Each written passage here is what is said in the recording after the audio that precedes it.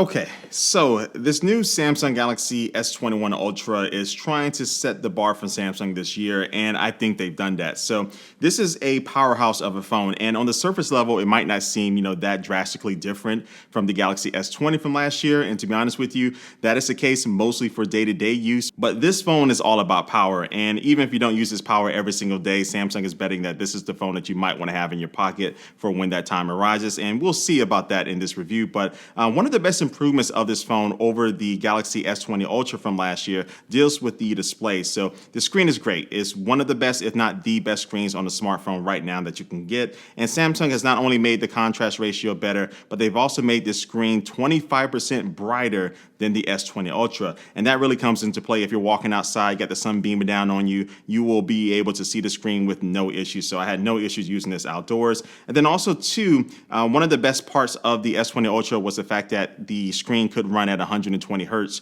for the refresh rate. But the bad part was that you couldn't run it at the maximum resolution. So on the S20 Ultra, you can only run it at 120 hertz at 2400 by 1080. But on this S21 Ultra, you can bump that thing up to 3200 by 1440, hit apply. And then now you can go to the motion smoothness and you can see that it can still adapt from 10 hertz all the way up to 120 hertz. Now the refresh rate being able to go from 10 hertz to 120 hertz is important because if you're just like reading an article on a website, it may bump that down maybe somewhere around 10 hertz to save battery life, because the higher the refresh rate, the more your battery is going to drain. So that range is actually really good for a smartphone from 10 to 120 hertz. And just using that with the 5,000 milliamp battery inside of this phone, I typically keep the screen resolution at maximum and maybe the brightness around like 70% throughout the day. I was still able to get through an entire day of just normal use for me, games, some YouTube videos or maybe some movies and stuff. And I still had maybe around like 15% left on my phone at the end of the day. So I'm totally happy with the battery life. And now when I think about it, it would have been nice to see an 144 hertz refresh rate option on this phone.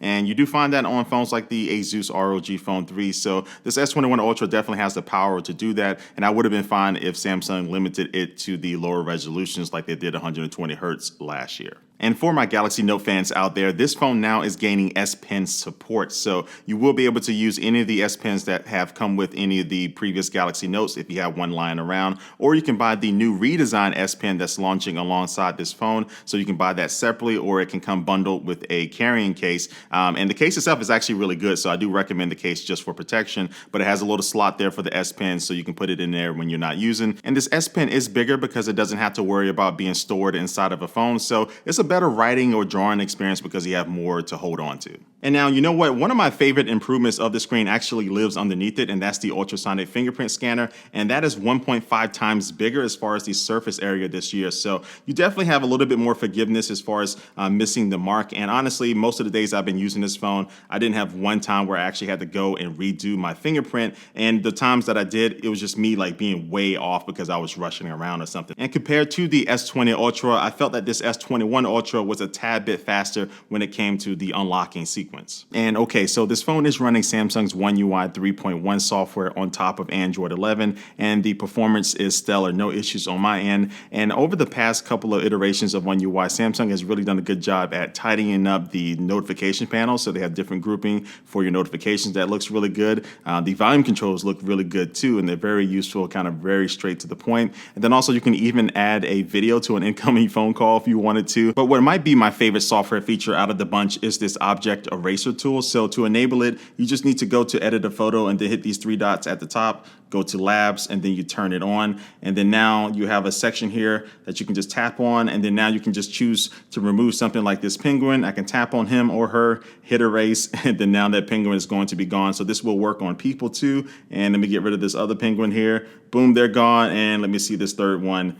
They're gone as well. Now with the Snapdragon 888, Samsung really utilizes the power that it has with the cameras on this phone. And I know everybody wants to know how the cameras are on this phone, so let's take a look at them. And so on the back of this phone, you do have 4 cameras this year. So you have the main 108 megapixel wide angle camera, which Samsung says is improved because you can take 12-bit HDR photos, which should give you around 64 times richer color data. Now that's straight from Samsung.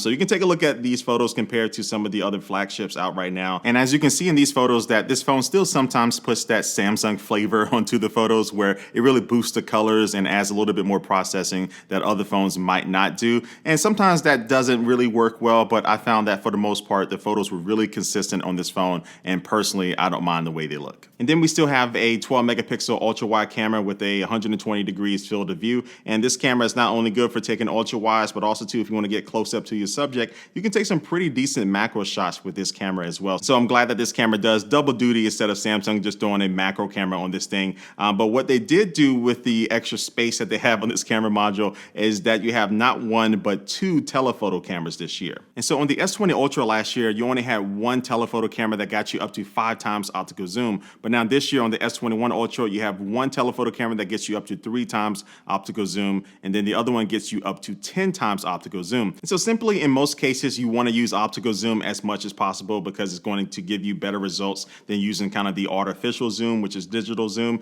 And so now with this up to 10 times, you're going to be able to get some really, really good looking photos, and it's going to make it seem like you actually are moving forward yourself instead of just using the zoom on the phone. Now, this doesn't mean that digital zoom is all bad, because this phone still does take advantage of that 100 times space zoom that Samsung introduced last year. And so this feature is only made possible by using digital zoom as well. So basically this year Samsung has made it better, and they're basically trying to get it away from the gimmicky type of feature where they're trying to actually make it usable, because they have this new zoom lock feature that takes advantage of the dual telephoto lenses. So basically when you start to get really close up to your subject, 30 times zoom and up to 100 times zoom, the phone can actually kind of hold itself in place. So you can activate this just by holding the phone steady for like a few seconds, and then it will activate, or you can actually tap on the little box on the screen to activate it. But now, because you are zoomed in and maybe you're not on a tripod, this is going to allow your photo to have a better chance to come out better, because it's not going to be really shaky. And so look, I'm still not at the point where I'm going to be using 100 times zoom every single day, but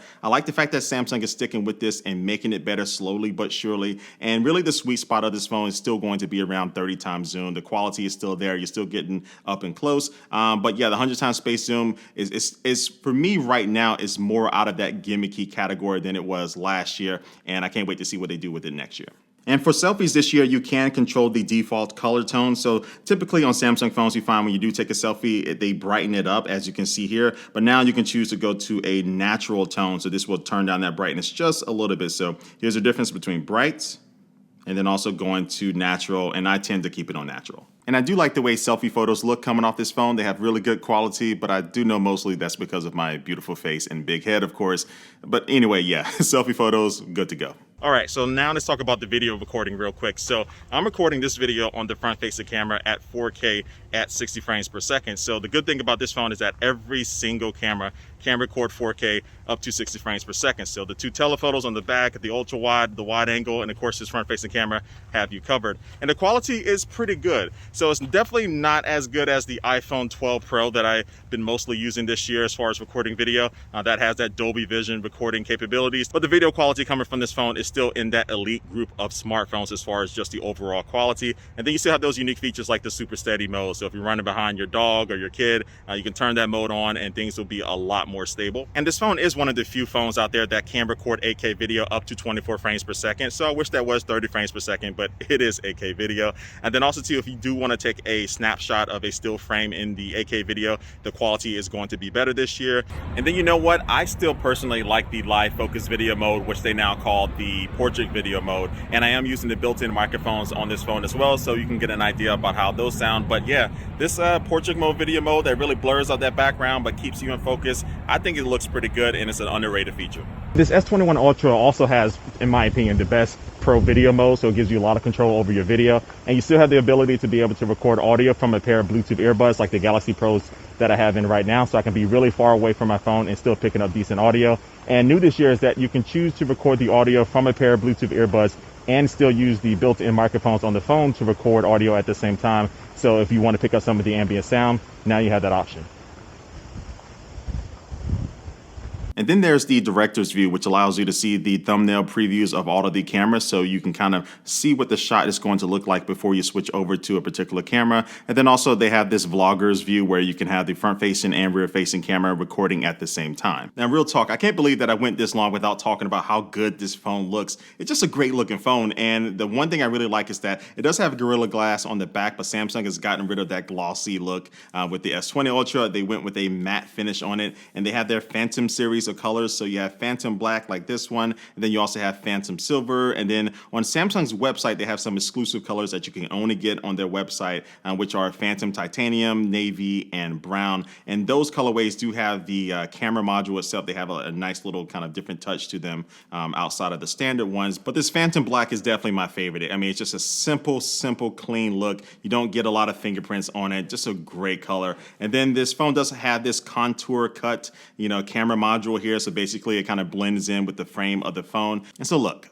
I said a lot of great things about this phone today, and I think Samsung has a winner on their hands, but I do wish that it had one feature that really stood out from the rest of the pack of smartphones. Something that had the whole world talking, and maybe that could have been the front-facing camera that's able to kind of hide and go transparent underneath the display. That would have been cool to see this year, but again, if Samsung felt that it wasn't ready and maybe you got a loss in quality with using that type of technology, I understand that, but I wish something like that was on this phone because this is a phone that can do so much, but I wanted something where it made iPhone users talk about it. It made other Android users talk about it. And I don't think it has that one single feature that I think Samsung is capable of making inside of this phone this year. And so look, what I just said is really the worst thing about this phone that I could say about it. So that's not really a bad thing on Samsung's part because this phone does have other stuff. It does have ultra wideband support inside of it. So in some point in the future, they will be working with other car manufacturers so you can use this phone to unlock your car. And then also does have support for Wi-Fi 6E, which is going to be the new hot standard this year,